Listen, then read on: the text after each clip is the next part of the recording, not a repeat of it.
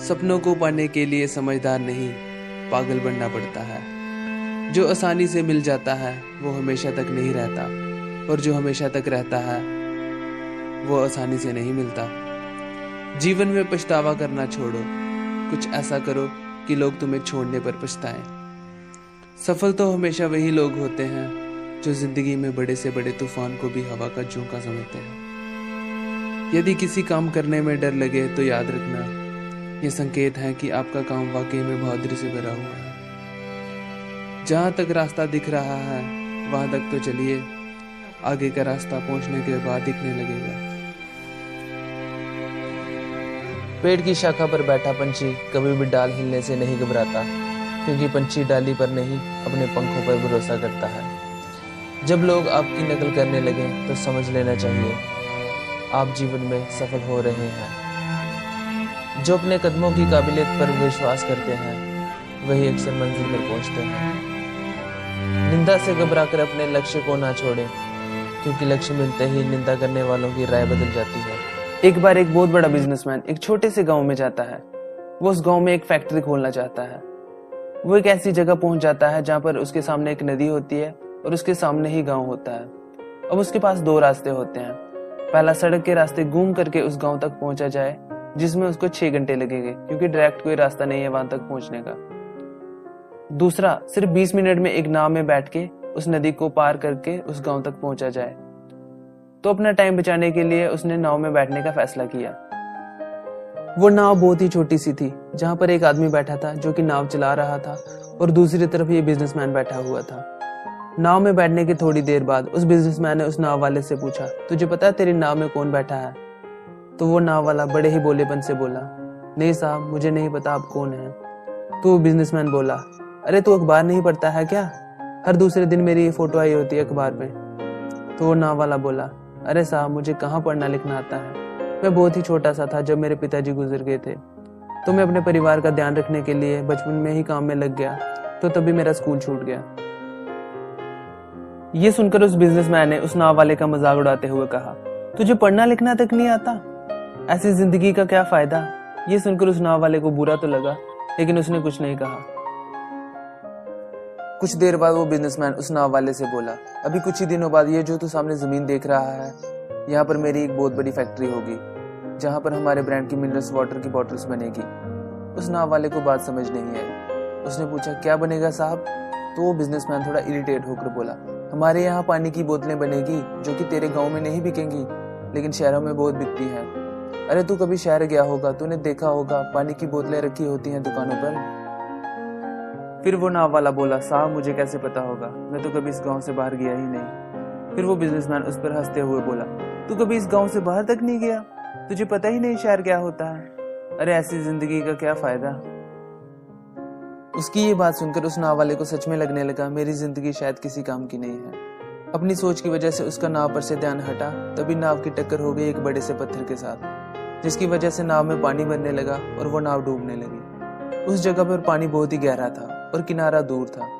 नाव वाले को समझ आ गया अब इस नाव को बचाने का कोई तरीका नहीं है, और वो अपनी जान बचाने के लिए उस नदी में छलांग मारने ही वाला था। तभी उसने उस बिजनेसमैन से पूछा, साहब आपको तैरना तो आता है ना? तो बिजनेसमैन घबरा कर बोला, ऐसा क्यों पूछ रहे हो, मुझे तैरना नहीं आता। तो उसकी ये बात सुनकर उस नाव वाले को हंसी आ गई और वो बोला, अरे साहब आपको तैरना तक नहीं आता? ऐसी जिंदगी का क्या फायदा? ये सुनकर उस बिजनेसमैन को अपनी गलती का एहसास हुआ और वो हाथ जोड़कर उस नाव वाले से बोला, तुम जो कहोगे मैं वो दूंगा, बस मेरी जान बचा लो। तो वो नाव वाला बोला, साहब आप घबराओ नहीं, मुझे सिर्फ तैरना नहीं आता, मुझे डूबते हुए लोगों को बचाना भी आता है। आप मुझे कसकर पकड़ लो, मैं आपको कुछ नहीं होने दूंगा। फिर उस नाव वाले ने ना सिर्फ अपनी जान बचाई बल्कि उस बिजनेसमैन की भी जान बचाई।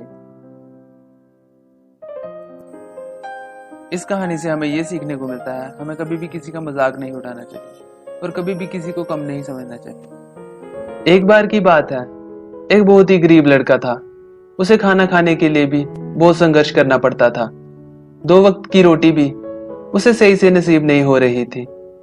वो लड़का बहुत ही मेहनती था।